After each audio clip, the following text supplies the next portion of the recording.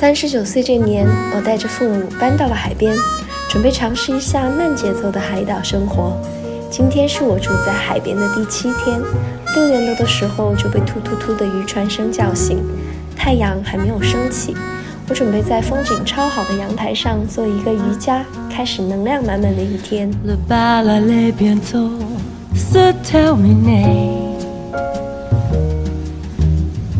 Devais-je m'en aller ou bien rester? L'orchestre allait jouer le tout dernier morceau. 拜日式20遍以后，已经出了一身的汗，冲个澡，开始今天的护肤流程。水依然用的蓝妹儿这个精粹水，我这次过来的时候带了好多的保湿面膜，但是现在发现根本就没有用武之地，因为这边的气候实在是太湿润了。我过来以后发现我皮肤都有变好了。精华用的是倩碧的这个镭射屏，这是一款美白的精华，在这边呢，就是需要疯狂的美白，就是边晒边美白。还有就是不要忘记抹倍数超高的防晒霜。防晒霜在挤的时候，大家一定要把那个量挤够啊！如果量挤不够的话，这个就是没有防晒效果的。早餐后，我会陪父母去村里买菜。小小的渔村，每天清晨都有渔船带回来的最新鲜的鱼类和贝类。妈妈会抄着她口音奇怪的川普跟小贩讨价还价。今天有妈妈炒的回锅肉，然后蛋花汤，还有这个豆腐和鱼一起做的。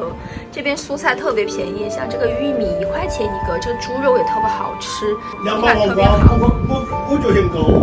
凉拌黄瓜5毛钱一根。我爸爸说了，来，爸爸请入座。请入座，请入座，我的妈妈辛苦了。这是从爸妈房间看出去的风景。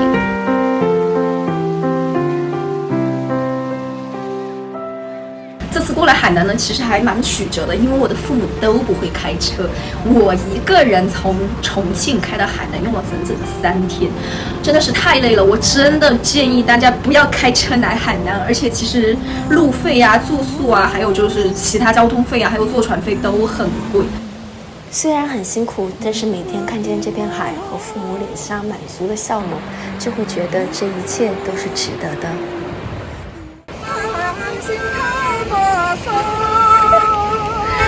我们生在海洋，一落自然和飘荡，感觉你好意思吗？